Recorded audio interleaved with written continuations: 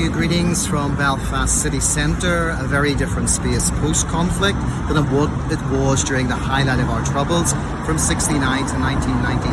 I wish you well for your summit in Cameroon and take hope and encouragement from this fractured space with finally get over the line and building peace. Best wishes from Gary Mason in Belfast. Welcome. Pleasure to join you and thank you for inviting me to your conference. Welcome. Hello, everyone. Good morning, good afternoon, good evening from wherever the world you are tuning in. Welcome. Hi, I'm Cece Buckley, founder of Global Justice Journal, and along with Nikan Balio, your host for the 2021 Global Summit for Peace in Cameroon. What is the Anglophone crisis? It's actually a bit of a misnomer, in that the word Anglophone implies that it's all about the English language. While language does have much to do with it, it is only one part of a much larger issue. In reality, the Anglophone crisis is about a nation of people, approximately 20% of the population of Cameroon, who are being denied the right to observe, practice, celebrate, or pass on to future generations their Anglo-Saxon heritage. Although it can be argued that the history of the crisis dates back to the transatlantic slave trade and the country's subsequent colonization, for the purpose of this summit and in the interest of time, we'll begin with the Fumban Conference of 1961. From July 17th to July 21st, 1961, representatives from the British Southern Cameroons and the newly formed Republic of Cameroon, which had gained independence from France the previous year, met in Fumban to discuss the terms of reuniting the two parts of a single country that had been ripped apart by British and French interests during World War I, with France claiming control of approximately 80% of the country and Great Britain 20%. Prior to the Fumban Conference, the British Northern Cameroons and the British Southern Cameroons had been offered the option of joining Nigeria, which had also recently gained independence from Great Britain. Joining the now Francophone Republic of Cameroon, or forming an independent country. Although the British Cameroons originally opted for the formation of an independent country, and in fact the majority of United Nations member countries voted in favor, the UN ultimately tabled that option at the request of Great Britain, which insisted that the people of the British Cameroons were not capable of governing themselves. With only two choices remaining, the British Northern Cameroons chose to become part of Nigeria, and the British Southern Cameroons reluctantly chose to join the Republic of Cameroon, instantly becoming a minority in their own land. Thus, the terms of the forced marriage of the Anglophone and Francophone nations were finalized at Fumban in July 1961, and the first constitution of the Federal Republic of Cameroon was ratified in August, calling for the creation of two equal states. The Anglophone British Southern Cameroons would henceforth be known as Western Cameroon and would continue to practice British common law and speak English in schools.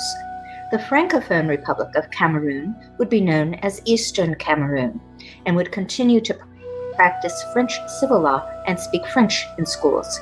It was also constitutionally mandated that the country's flag would display two stars representing the two states of the Federation, in the same way that the US flag displays 50 stars, which represent 50 states.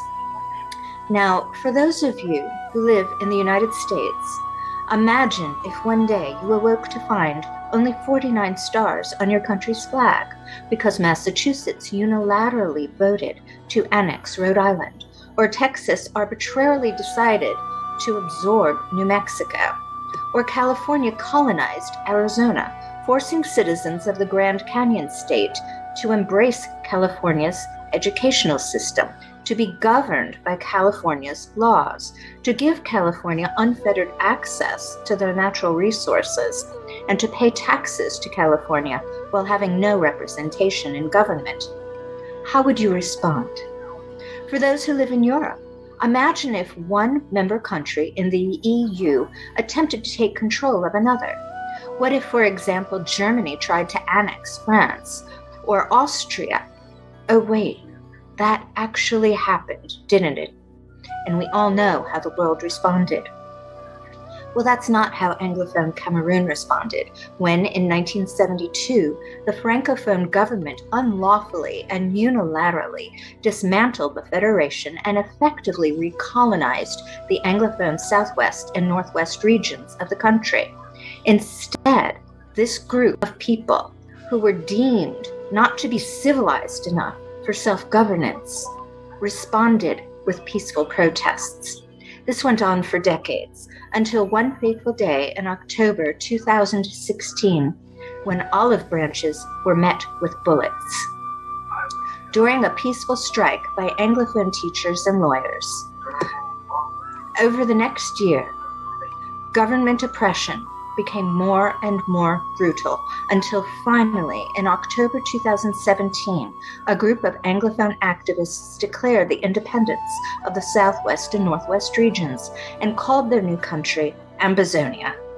The next day, at the direction of President Paul Biya, U.S. and French-funded military troops belonging to the elite Rapid Intervention Battalion went door-to-door shooting protesters in the feet. Hundreds were slaughtered. Handfuls of Anglophones took up arms and formed a militia, and so a war was born, a war that has since displaced more than 700,000 innocent civilians, destroyed more than 400 villages, and claimed thousands of lives. A war that most of the world has never even heard of.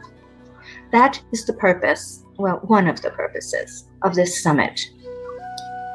Heard the Anglophone voices silenced by persecution, by the very successful PR on the part of Cameroon's government, and by apathy on the part of the media and foreign governments. The other purpose is to promote the self-determination of the Anglophone people through the dissemination of facts and perspectives to which they are regularly denied access, so that they can make informed choices about their own future and the future of their country. Sadly, this approach has caused us to be marginalized by several groups and individuals who believe their way is the only way and who refused to participate in the summit if we included opposing opinions. In fact, one leader with whom we were originally going to partner on this event went so far as to say that there has been enough empowerment of Anglophones, and her group knew what would be best for them. Suffice to say, we disagreed. This brings us to the theme of our summit, Fumban 2, from ground zero to square one. What does that mean? In short, we are proposing a redo, a return to the time and place where the derailment of Anglophone sovereignty began, so we can right past wrongs and finally give the people of the southern Cameroons the God-given right to self-determination that was stolen from them through slavery, through colonization, and yes, through the original conference at Fumban. To this end, over the next 5 days, Global Justice Journal will share the viewpoints, experiences, and wisdom of those who are actively engaged in the conflict that has besieged Anglophone Cameroon, those who provide humanitarian aid to the innocent civilians caught in the middle, and those who have survived similar conflicts in their own countries, so we may all learn from their hard-earned lessons.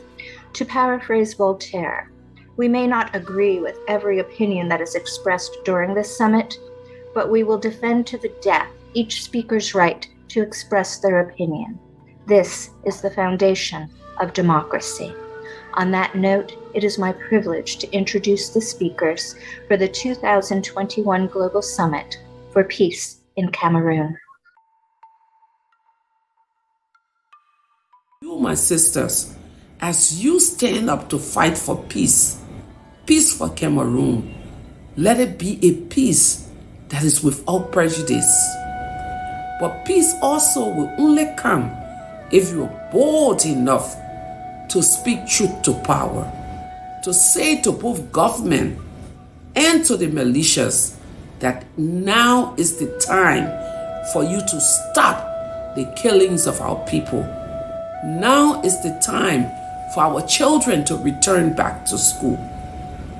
Peace can only come when you face the issue head on and speak truth to power. What would it take to reach an immediate ceasefire? Well, an immediate ceasefire can take place even without negotiations if Cameroon soldiers withdraw, if Cameroon withdraw their soldiers and their barracks from Amazonia. There was no fighting in Amazonia until French Cameroon pushed their soldiers into the territory. In the beginning, two peoples came together, East and West. And then somehow, by some magic, East swallowed West. The world, as we understand it, is based on all these things we've talked about. Our perceptions, our intuitions, our imaginations, and our fears. It's based on the ideas we generate, the concepts we come up with, the theories and hypotheses. It is based on our wishes and dreams and fantasies, including wishes and dreams and fantasies of peace.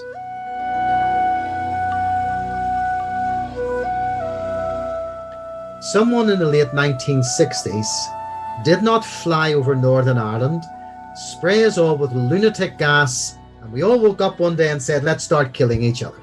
People don't do that naturally. There's a context that allows people to do dreadful things. The topic I wish to speak to you about today is planning for peace. What does this mean? It means understanding the role that you have to play in both bringing about peace and also how you benefit from peace once peace arrives and is established eventually. A film can, or hopefully will have, a certain amount of impact for those people that I didn't want to just leave behind. You know, if international law was as strong as this wall here, the wall wouldn't be here. And I'm not naive to believe that my film is going to bring down the wall, but if it strengthens international law, I'll be a very happy man.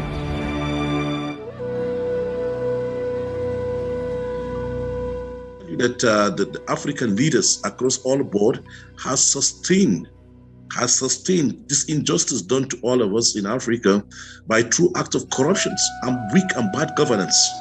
And those are all the things that characterize what in the first place gave rise to the Anglophone crisis. You have to look at those things.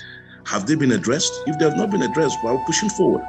So first of all, there must be a willingness by all parties to sit on the tables with all sincerity to talk about the issues, to itemize them. And I think that the issues are well known at the moment. Can we begin to think of ways to begin to address? The statement that surprised me the most was the idea of leadership. I think we are supposed to be the leaders of tomorrow. So let us come up with our ideas and we take the place of the leaders.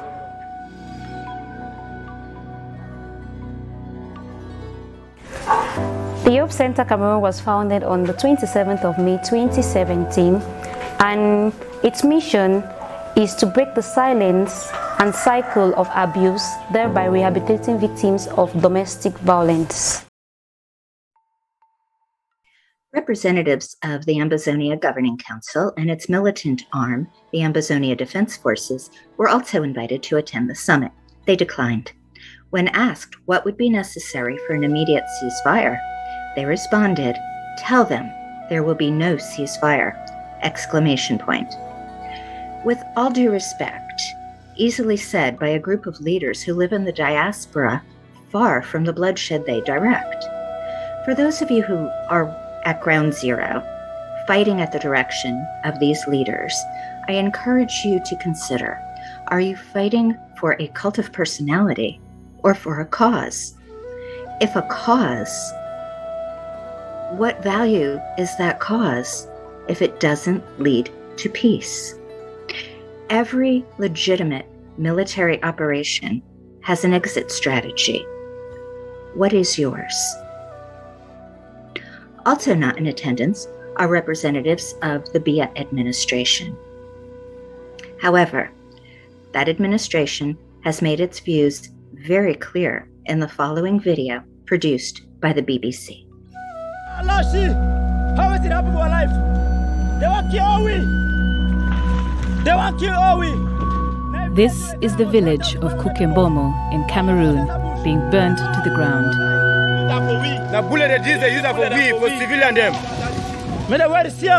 For months now, images like these have been pouring out of Cameroon on social media. Some show burning villages, others record acts of torture and killing. Many are too graphic to show. Taken together, these films show a country sliding into civil war as the government tries to suppress an armed insurgency. So, what's going on? Africa Eye has analysed some of these videos, checked them against satellite imagery, and spoken with eyewitnesses on the ground. For the first time, we show you who is committing these atrocities and why.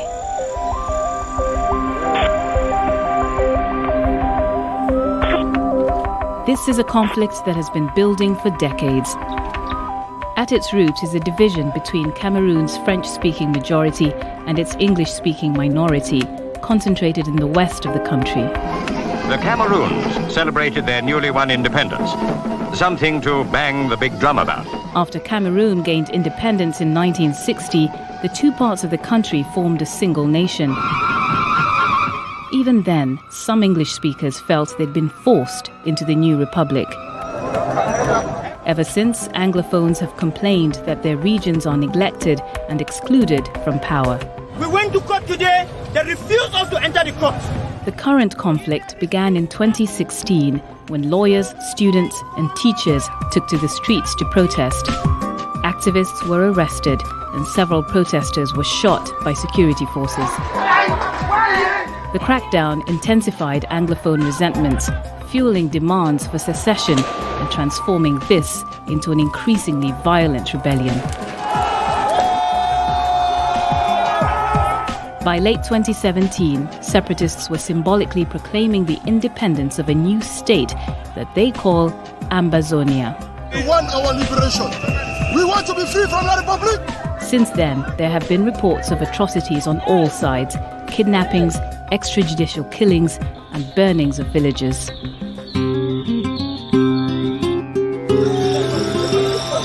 This is one of those villages, seen in a video recorded in April this year.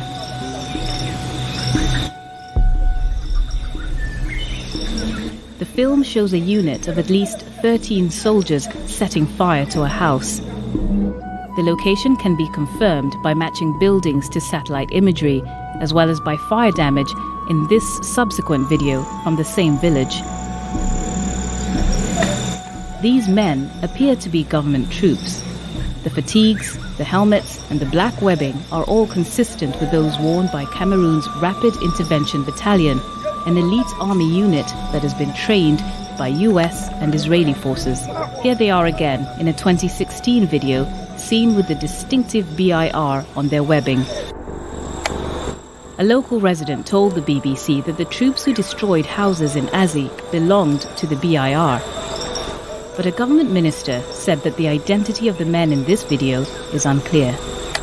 Vous savez également qu'ils acquièrent la tenue militaire de BIR ou de toute autre force de défense pour perpétrer leur forfait et imputer cela à nos forces de défense et de sécurité. L'épisode que vous décrivez fait l'objet d'une investigation afin qu'on sache exactement ce qui s'est passé. A few days later, in early May, this video was posted to Facebook. We've examined the footage frame by frame and confirmed that this was filmed in the village of Kuke. Now I'm going to kill all we. No Muslim now for last stick them before we not talk. This satellite image is from April 16th, 2018.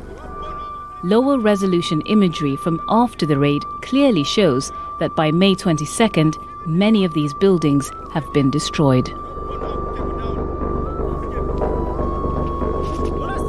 Amateur footage also captured an attack on the village of Munyenge on April 29th.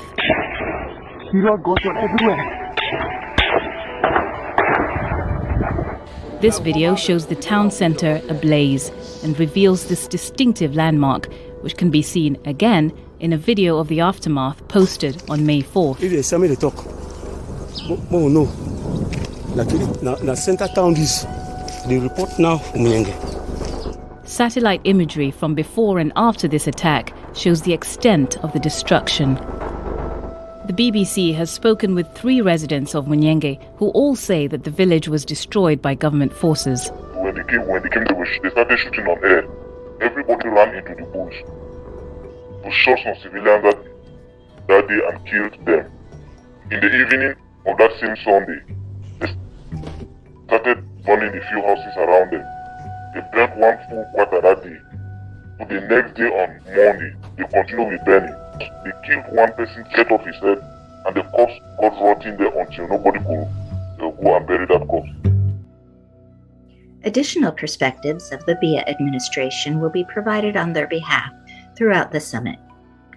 Without further ado, it is my privilege to introduce the keynote speaker for the Global Summit for Peace in Cameroon, 2011 Nobel Peace Laureate and founder of Bowie Peace Foundation, Lema Bowie.